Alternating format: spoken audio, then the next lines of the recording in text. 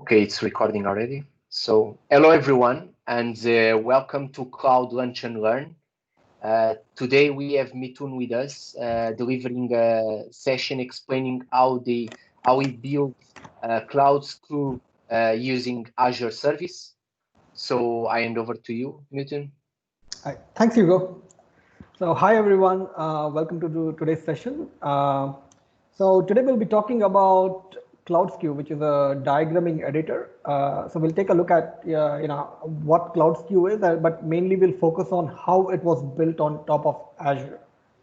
So Just one thing, Mithun, can you just minimize it's showing there the small widgets of the Microsoft Teams, on top of the sides. You can minimize if you want. There's which one I didn't. There is a button there to minimize, corner, top right corner. Minimize. No, on the widget itself. The widget itself. Let me do this, right? Let me join in from just my desktop. Okay. How about now? Yeah, it's still showing the small widgets. You need. Oh, okay. You know what I mean? Just a second.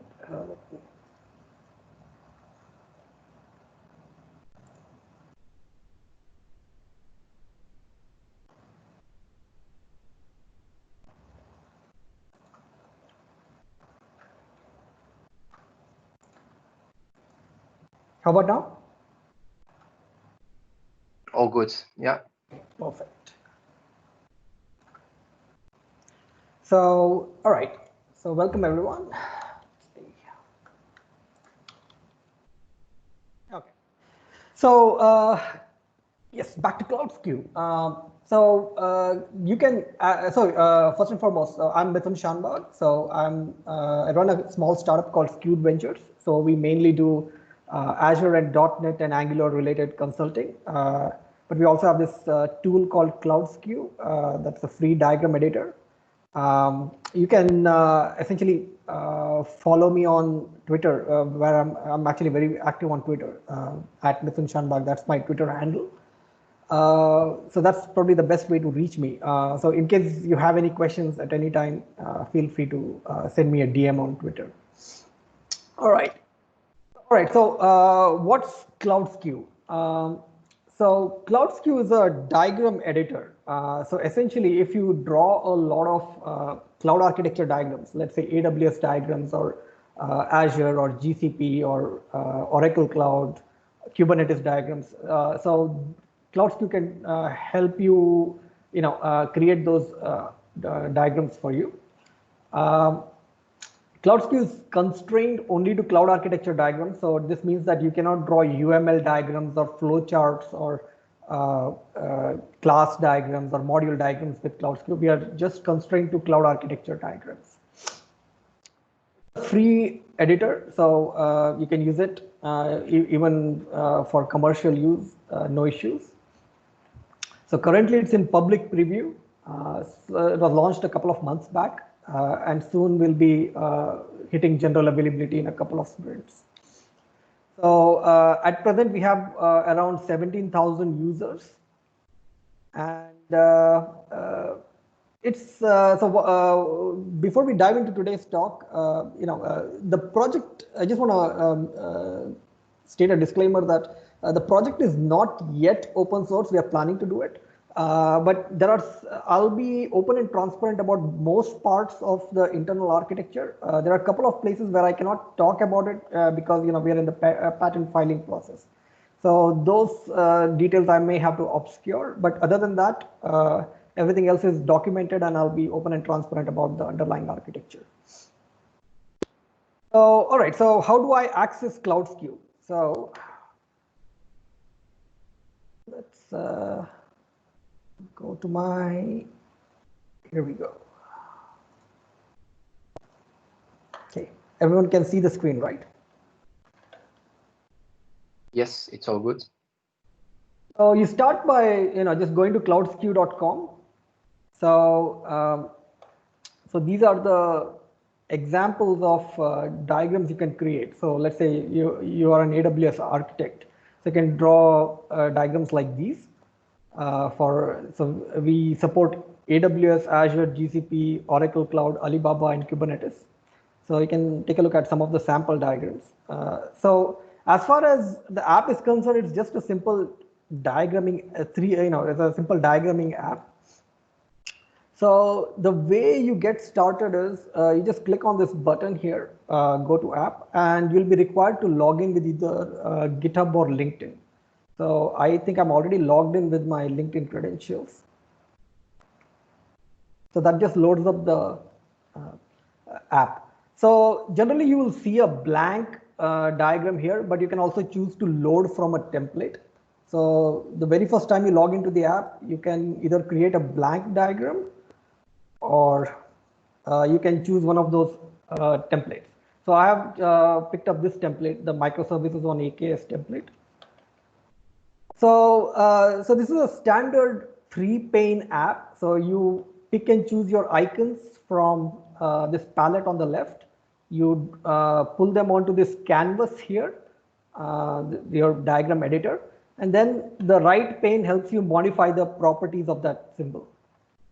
So let's say, for now we have the following icon sets loaded. So we have AWS, Azure, GCP, and Kubernetes. So let's say we are not interested in GCP and instead we want HashiCorp icons. Your Terraform, Consul, Nomad, all those resources. So you go in there and let's say everything is search driven. So you can either scroll through the entire icon list. So the icons are arranged by, categories. So all the AWS icons, the IoT icons are here. Stuff related to AWS governance is here. But a better way is just to, use the search box. So let's say you're interested in searching for AWS Lambda.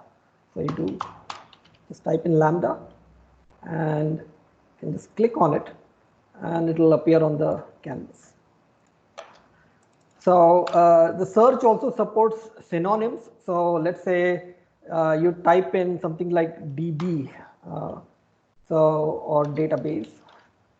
So even though things like Cosmos DB, it technically doesn't verbally match it, but there's a synonym match. So you will see Cosmos DB show up here. So we support synonyms and tags and all those things. So one other good thing is all the resource documentation shows up next to the icon itself. So let's say you're interested in you want to look up the documentation for Cosmos DB. So just click on this and see the official there's a link to the official documentation, the pricing details, the SLA, things of those sort. Or let's say Cosmos DB, I want the pricing details. So I just click on it and it will open a new tab and take me to the pricing detail page. All right. You can, drag any of the, insert any of the icons or connectors or shapes. Or you can also do a quick insert of those shapes here. So let's say you want a connector, you can just, or a shape, you can just drag it from here. What else is there? Everything is auto saved, so you're not going to see a save button here. Everything is auto saved to CloudSku's backend, and auto save actually has architectural implications, and I'll talk more about that in a couple of minutes. You can also load custom images. So let's say you're searching for an icon that is not available in this icon set. Then you can actually upload a custom PNG or JPEG file. So just come up here and let's say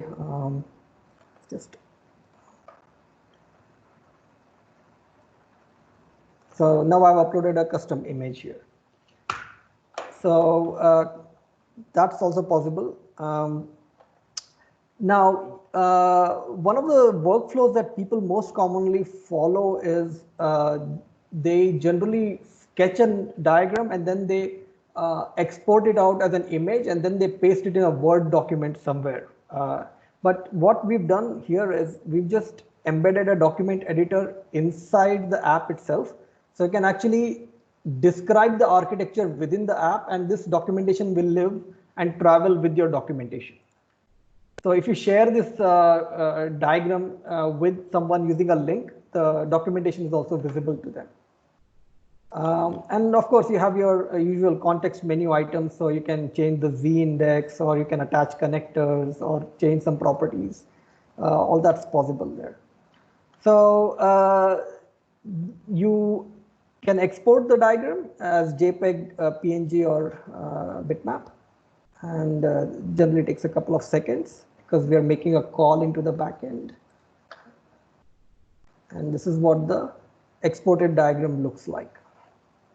And you can print it. You can also save it as a template. So let's say, for example, you know, for things like Kubernetes clusters or VPCs or VNets, which you frequently sketch, you can just draw it once and save that as a template. So let's say my temp. I just save it, and it shows up as a template. So now you can click on this template and create a new diagram from it. So that way, you know, it'll save a lot of work. You will essentially have a diagram that's pre-created for you. So yeah, and as far as connectors go, so let's say, you know, okay, we have this Cosmos DB instance here. So let's just say we are interested in tracking its change feed. So we just put a function app here.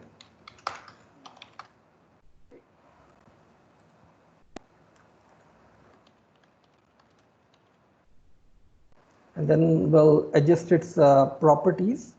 So let's say we want to make the size a little smaller, make it a bit bold, or maybe change the color to, let's say, red. Then we want to attach a connector.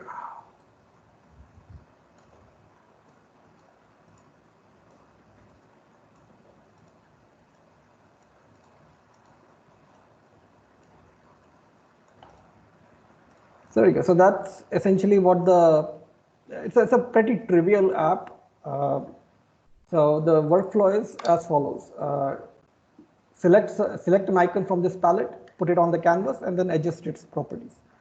So that's about the high level. And you can also share this diagram. So you can say you created a link, and now you can pass this link to anyone, and they can log in anonymously. They can view the diagram anonymously without having to log in. So this is what it will look like to them. So the viewers cannot modify the diagram. They can just view in, see the documentation, and maybe zoom in, zoom out. That's about it. All right, so go on to our next slide. All right. Mithun, Mithun, yes, it's visible. Quick question in the meanwhile, just before you start on the slides. So Frederick is asking here if there is any tutorial available on YouTube that could explain how to use the tool.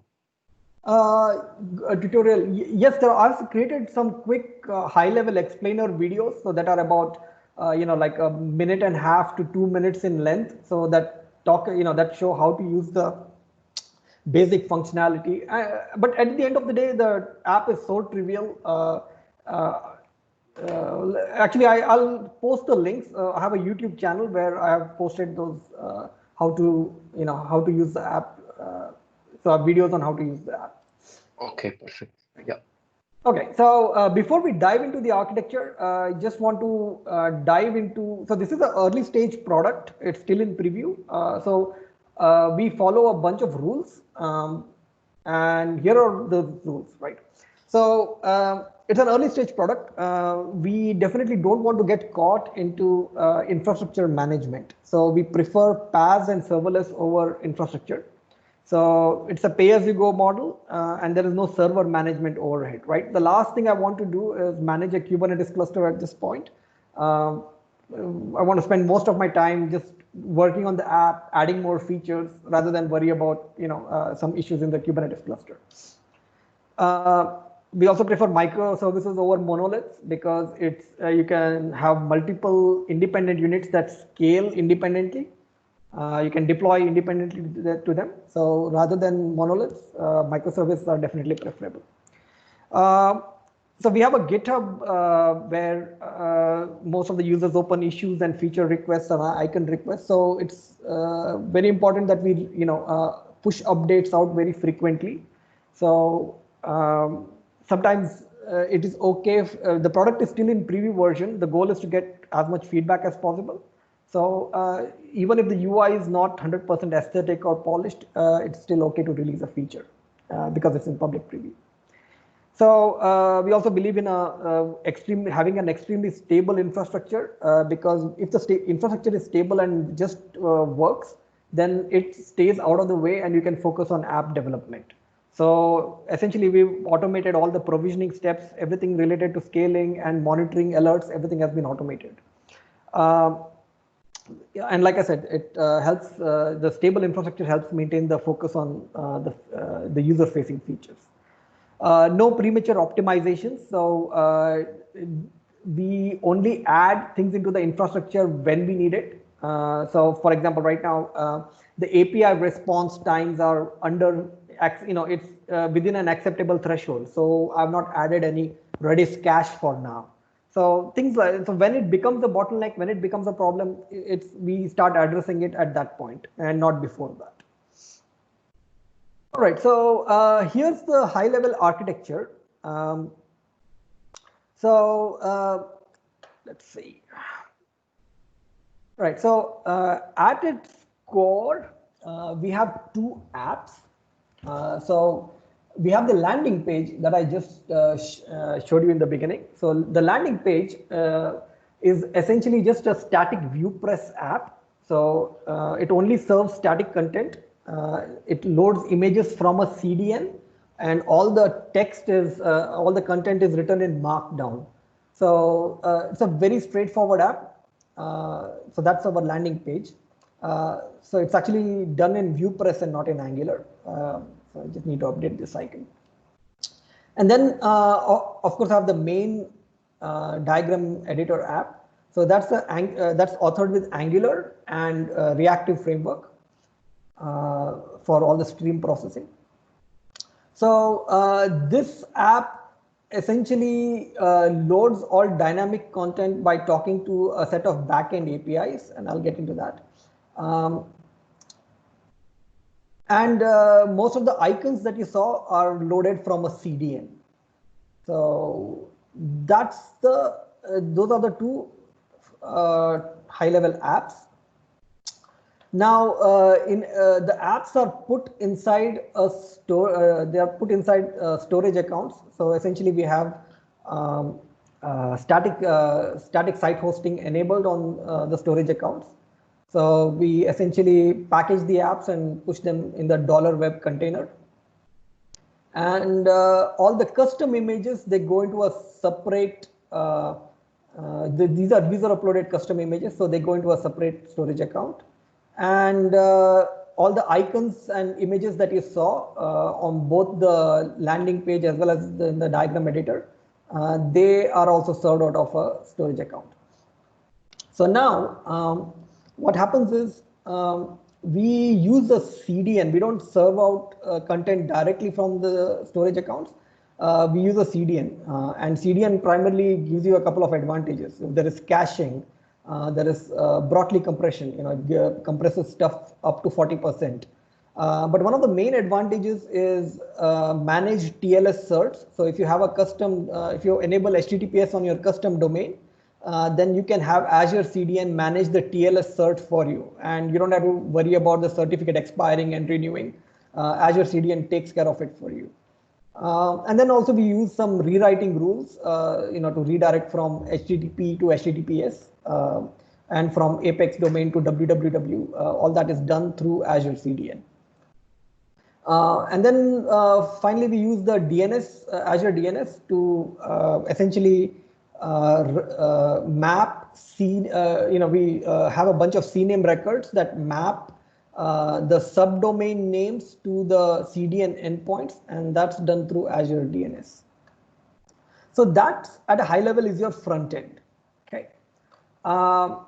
Then we come to the identity provider. So I'm using Auth0 as my identity provider. The SDK is really easy to use.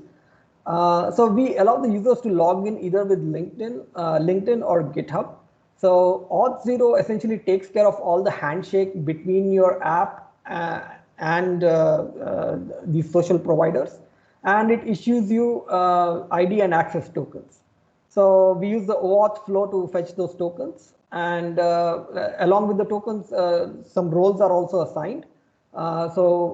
Essentially, what I mean by a role is some custom claims are pushed inside the access token. So that is the identity provider as well as the authorization server. Now all the authenticated calls go to the backend. So we have two sets of APIs. So the first API is a simple CloudSqueue API, which is like a thin wrapper. So essentially it does all the put, post, get, delete methods over diagrams and diagram templates. This has been authored with C# and Entity Framework Core. And we also have the print helper API. So as every time you print or export a diagram, we need to do some things like font smoothing or and a bit of WebKit rendering to make sure that it looks consistent across all browsers. So those are the two high-level backend APIs. Both of them are packaged inside the same app service plan. They are put in separate app services though, because the print helper APIs tends to have a slightly higher, bigger memory footprint, so it recycles a bit more often. So we've isolated that into a separate app service, but within the same app service plan. Let's see. Okay, both of those app services use a common system assigned managed identity. So this is required for access to the key vault. So what happens is, as soon as the apps wake up, they need to bootstrap themselves. So all the application configuration settings like connection strings or passwords or host names, they're all picked out of a key vault. So only the managed identity on the apps have access to the key vault. Let's see what else is there. So yeah, as soon as the apps are redeployed or restarted, they will go read the values from the key vault, and they will bootstrap themselves. The primary persistence layer is SQL Azure. So all your diagram templates and user profiles are stored there. So we don't store any credentials. Auth0 handles that for us. And whatever we get, it's encrypted at rest using transparent data encryption. Some of the sensitive properties like user email addresses, they are hashed as well. So that goes into SQL Azure. Because autosave is turned on, we don't. What happens is this autosave sends a burst of save requests or write requests to SQL Azure. So this tends to overwhelm SQL Azure. So which is why although we read from the database, we never write to this database directly. So all the writes are serialized into a service bus, into a queue basically. And then we have a function, Azure Function App, that drains this queue asynchronously and then in batches, and then writes to the SQL Azure database. So all your writes, they don't go directly into SQL Azure, they go into the service bus first, and then we have a input binding here, which drains the messages and then writes it to the SQL Azure. We have a Cosmos DB, which is mainly for experimentation purposes. So essentially, you can think of any diagram as a set of nodes and vertices. So there's a bunch of experiments we run on it. So we use the Gremlin APIs to run some experiments. Now, technically, I could take out this entire Cosmos DB and it's not going to affect production. It's just for experimentation purposes. After that, we also use App Insights SDK in all our front end and back end apps. So for example, let's say you search for an icon and you don't find the icon. So that is something that we would like to know about. So if a lot of users are, getting cache misses on icons, so we would like to put that icon in place. So we essentially generate custom events for that. So all that goes into a App Insights, which is essentially a log analytics workspace. And then we have we use a whole bunch of Azure Monitor alerts. So say for example, you have some dead lettered messages in your service bus, or your DTU utilization goes beyond some threshold, or let's say you're generating a lot of 500 errors from your backend APIs. So we essentially use the monitor alerts to send notifications over Slack and over email. So that's the monitoring piece. All right, now let's come to the DevOps portion. So so everything, all the provisioning is actually this. We need to update this. So essentially, all the provisioning is done using Pulumi now. So essentially, infrastructure as code. Essentially, you deploy once and then never touch it again. So all those scripts have been authored using Pulumi in TypeScript. But then the apps themselves are periodically deployed using Azure DevOps. So all the code resides in GitHub. And then every time we do a check-in into the main branch, the CI process kicks off, and essentially it goes and deploys everything to the test environment. So in case of the front-end apps, it just packages the apps and pushes them into the storage accounts. In case of the back-end apps, it creates a Docker image and then pushes them into a container registry. And then there is a webhook that wakes up the app services, and then they pull from the container registry and rebootstrap themselves. So Mithun, we have here a few questions for you. Sure, but let me just 30 more seconds. I'll just finish this one piece and then we can. Okay, sorry. Yeah. Right. Thank you. So one of the advantages of using infrastructure as code, something like Pulumi or Terraform, is that you can create replicas of your, you can ensure that your dev, test, and production environment are replicas of each other. And that is what we are doing. So the dev, test, and production environments are replicas, but the only thing different is the key vault values, right? So they use different connection strings to different databases. And the test and dev environments are like slightly scaled down versions. So if we are using a, let's say we are using a dev test version of the database here, or the most or the free tier here in the dev environment, then in the production environment we use a bigger SKU. So that's the only difference, but for all intents and purposes they are replicas of each other. So that's the high level architecture. Yeah, let's move on to questions. Yeah, just a few questions here quickly, because it's in context of the diagram that you are showing. Sure. So we have Mauricio asking where are the diagrams stored and which kind of security is in place to ensure the securityness of the diagrams? Good question. So so diagram essentially gets stored in SQL Azure here. So essentially it's just a transparent JSON blob for the as far as the database is concerned. Transparent data encryption is turned on. So essentially it means it's encrypted at rest. So nobody can, even if they manage to access the database, they can't decrypt it. The other thing is because of the, we use the access token. So we have a policy-based authorization turned on here. So only authenticated calls will, can reach the backend. So you need to be logged in with LinkedIn or GitHub access to get the access token and then make the call into the backend. So and then of course you have all the client firewall rules like turned on. So it generally essentially means that only services that are hosted on Azure can access SQL Azure. It doesn't have a public endpoint through which you can connect up to it. None of the credentials or payment details are ever put on the server. So there are no payment details because the app is free, and Auth0 essentially stores all the user credential information. So they never come to us.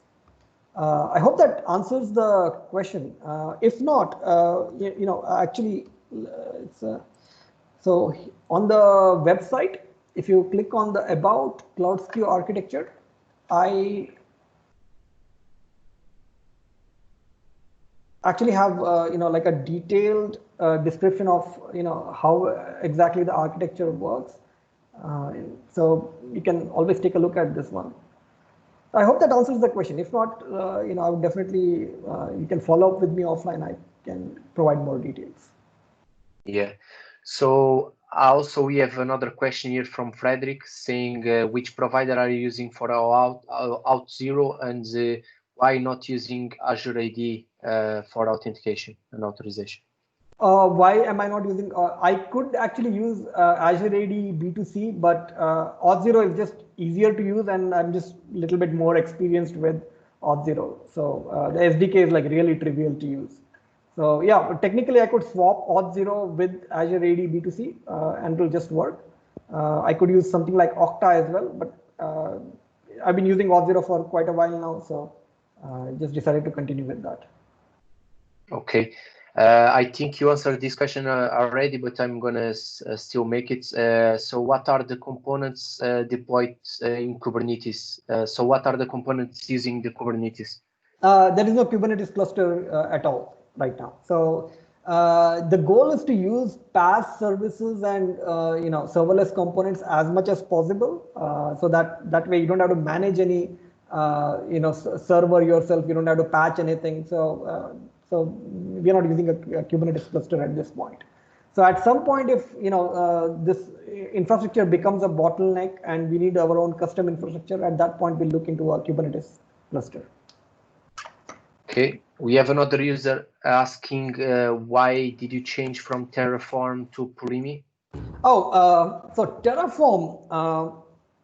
Terraform uses this language called HashiCorp language, HCL. It's a really quirky language, and so the advantage of Pulumi over Terraform is Pulumi sort of exposes whatever Terraform exposes, you can do the same things as Terraform, but in a language of your choice. So I use TypeScript, but you could also use .NET or Go or Python to author your infrastructure. So it just sort of makes the whole provisioning, the infrastructure provisioning scripts a whole lot simpler to understand. So I just didn't want to dive too deeply into HashiCorp language. Even simple things like for loops or replication, like those things become really complicated with Terraform. I just found Pulumi much simpler to use. Okay, another question, many questions actually. So why are you using GitHub instead of using Azure repos? So I was using Azure repos, but given the direction where the company is headed in, it looks like GitHub is going to be where all the feature updates are going to be pushed out. So I'm slowly moving off of Azure DevOps and onto GitHub. So Azure repos is part one. So I moved off of Azure repos and migrated everything to GitHub. Step two is remove the Azure pipeline and move to GitHub Actions and workflows. So it's a slow process, but getting there. Okay. We have another question here. So there is a user asking if you could provide more details why using the service plus queue connected with the function instead of writing directly to the database. So that's because we have autosave turned on, right? So autosave turned on. So let me just quickly demonstrate what happens during autosave. You can see my screen, right? Yeah, I can see. Okay, so let's say I do a simple thing like drag this icon across the screen. So that tends to generate hundreds of events, right? Or I resize this thing, or I change some text or something. So I essentially don't want to hammer the database with too many write requests. So on the front end, we use this thing called debouncing. So essentially, we don't transmit every single write request to the database. We actually wait for a period of inactivity, which is I think like 500 milliseconds. And after that, if no further activity has been recorded, then we send the thing. We combine everything into one payload and then send it across to the backend. So on the front end, we use debouncing. On the back end, even if you debounce for one client, you have hundreds of users who are logged in at the same time. So we don't want to overwhelm the database. So what we do is we essentially serialize all the writes to service bus, and then we drain the service bus queue using function. So there's a pretty well-known technique called queue-based load leveling. So actually, Microsoft has a good white paper on it. So this is the pattern. So essentially, you put all your messages into a queue and have a listener or a client that dequeues it and then does the processing. So that makes sure that your load on the database, is steady. So you are guaranteed like every second there will not be more than 10 or 15 writes at a time. I hope that answers the question. Yeah. I think you answered this one as well already, but where do you store the user profile and settings? I think you said that you store on SQL Azure. So just to clarify, we never get the user credentials. So it is a passwordless login. So everything that all the initial permissions that you give to Cloud Queue, so you're essentially giving it to auth 0. So those credentials never reach us. And secondly, the user profile that we store here just contains things like, when did the user last log in? What are the user's email address? And basic details like, like the user's profile picture. So just so we can display it in the app. But all of that is encrypted at rest. Sensitive fields are even, before we encrypt, we actually hash it and then encrypt it. Okay. Hashing, yeah. So we have here Mauricio asking if you plan to move from free to any kind of subscription model. Yes, actually we do. So later in the year, so we plan to come out with like an enterprise version of this app. So essentially you'll be able to sign in with company credentials. So this is more for teams to collaborate on, so right now everything is focused on a single user. So we want to promote collaboration and sharing of diagrams. So we want to give ability like signing with company credentials, share within an organization, bring your own storage. So, if you want to bring in your own database or your own S3 bucket to store this, or you want to store this in a GitHub repo, so we'll allow you to connect your own storage. And you can also bring in your own encryption keys. So that's like an added layer of security if you want. So that's coming later in the year, sometime in the September timeframe. Okay, and I think we go for the last one. So any plan to move, no, sorry, who is the provider that you are using for the Auth0? Sorry, which provider? What is the provider that you are using with Auth0? Do you use any provider? So Auth0 is the provider. Auth0, the Auth0 provider connects up to a couple of what do we call social login providers like GitHub and LinkedIn. You can also enable things like Twitter, login with Twitter. But then the reason we use GitHub and LinkedIn is because we have two primary audience segments. So one is developers who tend to use GitHub very often, and the other is cloud consultants who tend to use LinkedIn very often. So just the combination of GitHub and LinkedIn serves like 99% of our addressable market. I hope that answers the question. Yeah, answers. I believe you have still some slides to show, right? Yes, yes. So let's move on to the Yeah. next slide. Sorry, so many questions, Oh, no but worries. that's a good sign, you know. People are engaged. Okay. All right. So why microservices? So already sort of went over this. It's an independent unit of deployment and scaling. So I need to scale out something. So I just set auto scaling rules. And so rather than, if I just need to increase the app service from a B1 to some production SKU, I can do that. So instead of having to scale a monolithic server, I just scale the individual components that I need to scale. Why PaaS and serverless?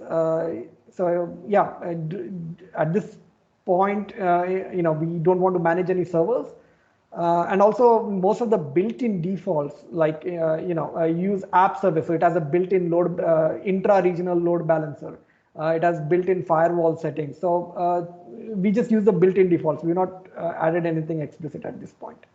And also for the auto scaling. So you need to scale to multiple instances. It's very easy to do that with app service. So some of the rules of thumb. So only one repository per app. So we have 5 or 6 apps. So we have the landing page, we have the main diagram editor, we have the backend APIs, another set of backend APIs for helping with the print operations. So we have 5 or 6 apps. Each of them goes into a separate repository, and from one repository we deploy to all dev, test, and prod environments. So it's a bad idea to deploy to test from one environment, from one GitHub repo, and deploy to prod from another GitHub repo, because that tends to introduce something called as Heisenberg bug, which is a bug that only reproduces in production but not in test. It's also bad to use only one repository for all your apps. So then the coupling tends to be too strong between those apps, which is a bad idea. So we use GitHub package registries. So it's a great way to avoid avoid redundant code. So one good example is we have the diagram editor and we have the diagram viewer. So users can create links, shareable links with the diagram editor, and then the viewer can view it. So those are 2 separate apps, but they have a whole bunch of common libraries that are accessible through the GitHub package registry. So we also pin it to a specific version. We don't always use the latest and greatest version of all NPM or NuGet packages because they can have breaking changes. So always a good idea to pin the specific package number. Externalized configuration. So none of the apps store configuration. Everything is stored inside Key Vault. So this makes sure that it's all. Anyways, it's a bad idea to put passwords, connection strings, and all those things inside source code. But it's also a bad idea to put them in app configuration because anybody with an access to a process dump can access those. So we tend to avoid things like environment variables.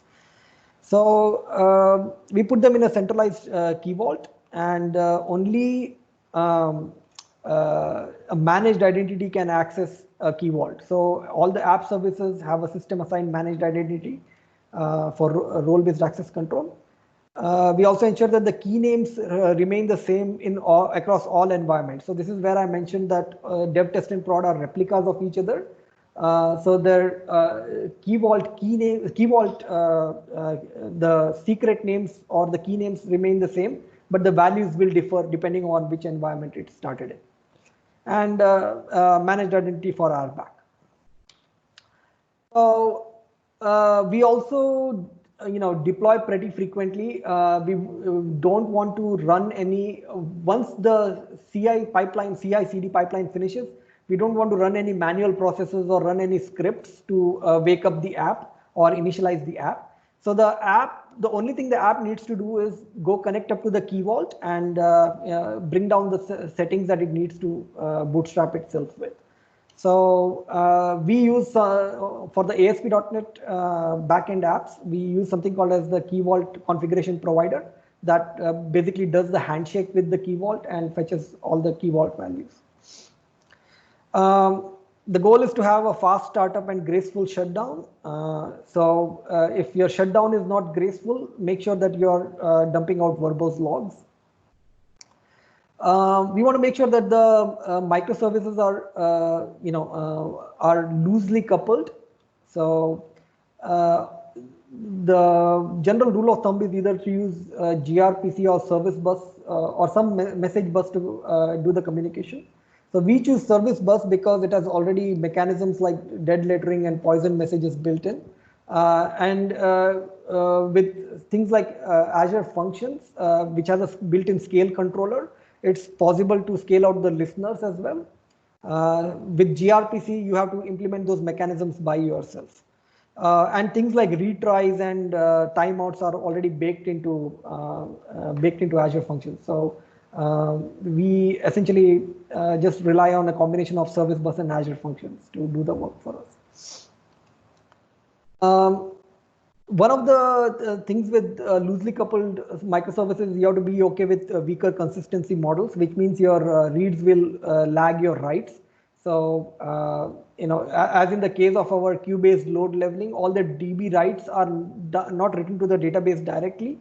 So there may be a little bit of a lag before the writes get committed. So anything that is being read off of a read replica will be slightly stale, and you have to be okay with it. Okay, stateless microservices. One of the rules we follow is never store any state in memory because we always go under the assumption that service can be redeployed or restarted anytime. So no in-memory state, everything has to be persisted to database or caches. Right now we don't have any caches, so everything goes into the SQL database. This also means that we cannot use sticky sessions or session affinities because the app can be redeployed at any time. No sessions, which means we just used token-based authentication, access tokens at all times. So, okay, horizontally scaled microservices. So there are a bunch of different types of scaling. So for some of the lower tiers of app service, basically if you use the free tier or the dev test tier, you only get manual scaling. You can't set auto scaling rules. So you essentially, if you have like peak usage times, you just manually scale them out during those peak usage times. Sometimes you can do scheduled scaling, which is like you can pre-scale it out between some certain times. You can have rule-based scaling. So this is essentially an integration with Azure Monitor where you can say, oh, if the number of requests go beyond some threshold, requests per minute go beyond some threshold, then scale it out to a couple more instances. So for us, what we do is if the number of messages, the DB writes messages on the service bus, if they grow beyond some threshold, then we scale out multiple versions of the listeners. Also, if the number of incoming requests climbs beyond some threshold, then we scale out multiple instances. And then you can also use some defaults like the Azure Functions Scale Controller. You can rely on the built-in defaults to scale it up for you. What else do we have? Logging. So we are using PaaS components or entirely, or serverless components. So there is no server to SSH into. So logs are all we have for debugging. So one of the things we do is make sure that the log level can be changed on demand. So by default, we have, I think, just information logging turned on. But if we need more verbose logging, all I have to do is change a setting in the Key Vault and restart the app, and the app will pick up the enhanced verbosity setting and dump out more verbose logs. Let's see, user metrics.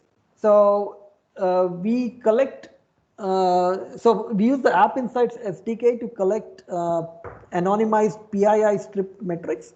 So one of the things is, let's say you're searching for a specific icon, let's say Apache Kafka, and you don't find it inside the icon set. So we want to generate a custom event for that. So those are the kind of things that we track using custom events. Everything else is basically persisted in the diagrams JSON, so we don't raise any custom events for that. We just parse the JSON to fetch information. So of course, all of this is anonymized, and all the there is no private PII information as such. So we get an idea of what icons people are using, what icons people are searching for, but we don't necessarily know who searched for it. So we have a whole bunch of components, and Azure Monitor essentially provides metrics for each of them. So things like let's say for the APIs, the number of 500 errors or the average response times. For the service bus, are there any dead lettered messages or poison queue messages? What was the average processing time? So we essentially track all those metrics and use the Azure portal dashboard for it. So one of the critical things is identify what's an acceptable threshold and what's a red threshold, which is if it goes beyond the red threshold, I want a alert to be sent using Slack or email. Okay. So, I think you are not sharing the screen.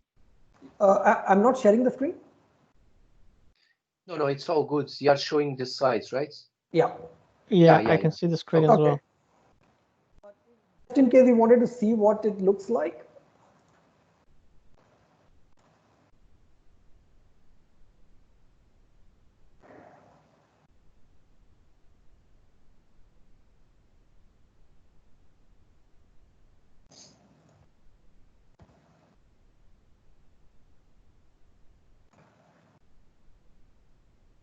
So this is what the dashboard looks like.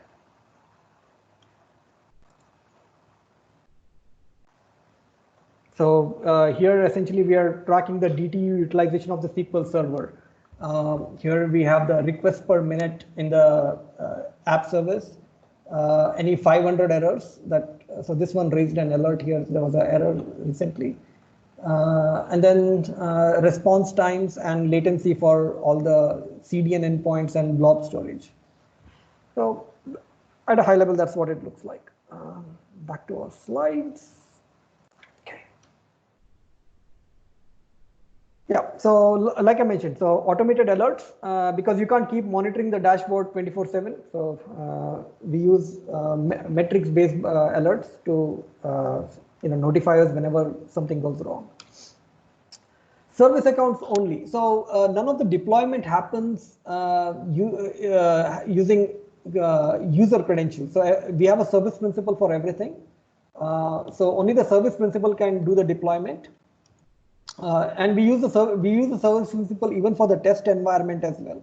So that way we reduce the number of Heisenbugs that that can occur only in production but not in test environment. So no manual access to any of the environments. If you need some information, always do verbose logging. So again, to reduce Heisenbugs, ensure that your dev, test, and prod are at parity. They are replicas of each other. So we essentially use Terraform or now Pulumi to set up these environments. The dev, test, and prod are identical copies of each other, but they differ in the key vault values. So they may use different endpoint URLs or database connection strings, but that's the only difference. Also, the production will use like slightly higher or better SKUs. Dev test, generally we keep it ephemeral, which means as soon as we are done with it, we destroy it. And when you need to put something back in production, the CI pipeline will take care of it. Debouncing calls to server. So this again is to reduce the load on the database. So, so it's important to differentiate between debouncing and throttling. So debouncing is something that is done on the front end side, while throttling is or rate limiting is something that's done on the back end side. So rate limiting, we are all familiar with, right? Let's say we only accept 50 requests per second. So the 51st requests get denied. So that's rate limiting. But on the front end, we debound. So let's say we are not going to, act until the 50th 50th request has been generated, and only then we send out the request. So that's debouncing. So we have to use both debouncing on the front end side and throttling and rate limiting on the back end side, since we are auto saving. Yeah, so rate limiting has to be followed by queue-based load leveling as well. So we essentially don't want the DTU utilization to spike. So we make sure that all the writes happen asynchronously and the load level is constant.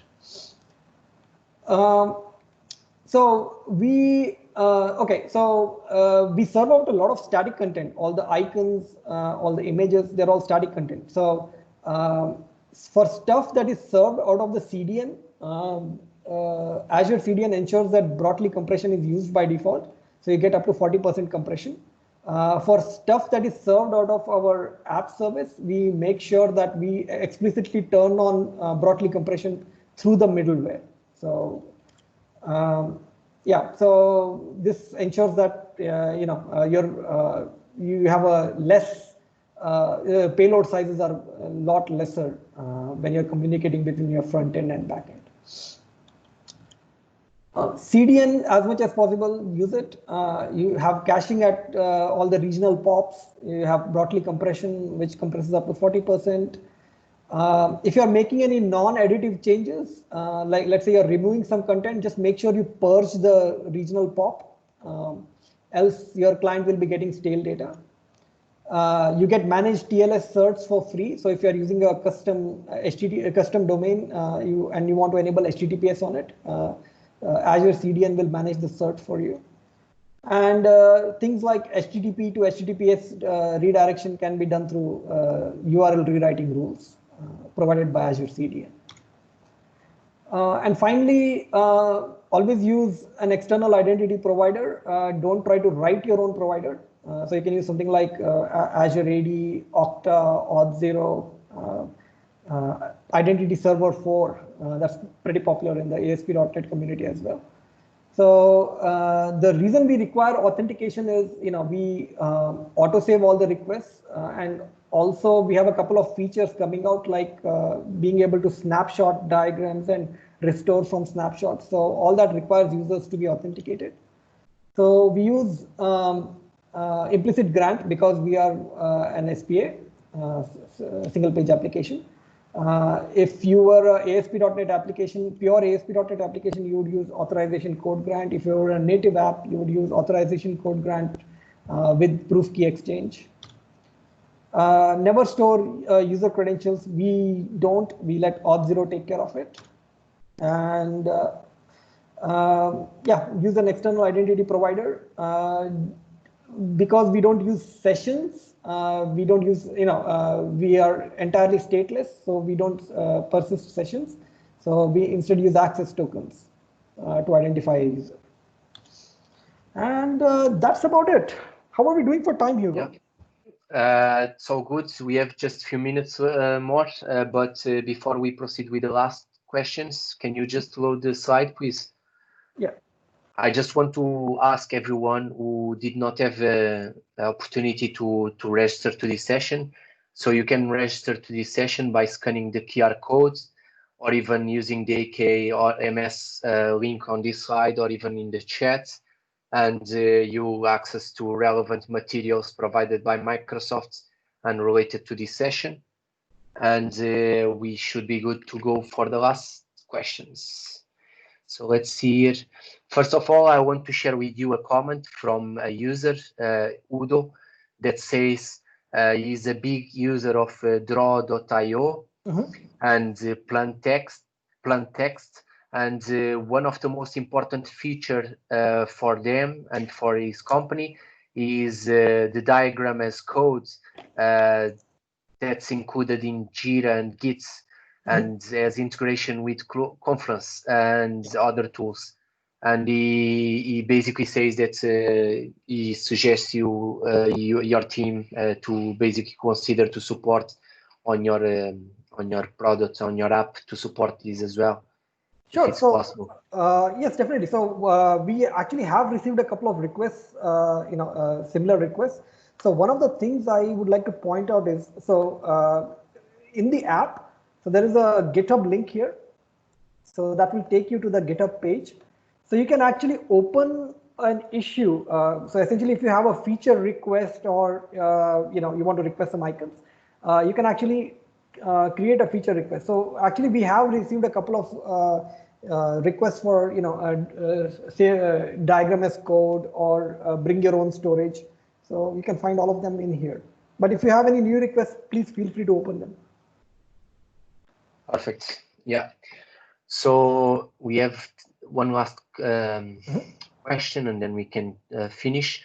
So Dorin is asking what, I think it's a bit out of scope, but what kind of branching strategy are you using currently?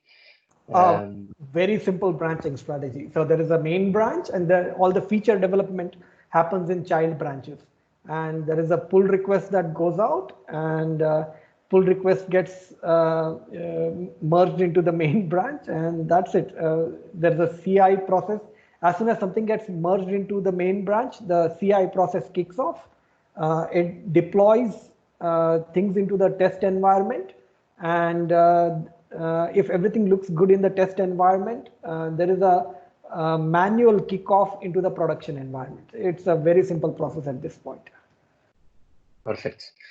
And okay, so before we close and finish this session, I just want to let you know that next week, actually this Friday, we'll have another great session with Dwayne Netwick, delivering the 4th session of the Azure Cloud Solutions Architect certification. This session will be related with security and identity on Azure, and the link to the session I will drop in the channel, so you can register. And thank you, Mithun, for delivering this great session. I believe we have plenty of positive feedback receiving here. And thank you, everyone, for joining us on this session. And please use the link in the chat to provide feedback to us via our survey.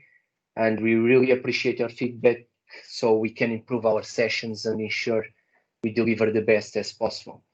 And everyone, have a great day, and thank you once again. And thank you, Mithun. Thanks, Hugo. It was a really great session. Thanks, I really enjoyed talking about it. I'm just going to stop the recording now.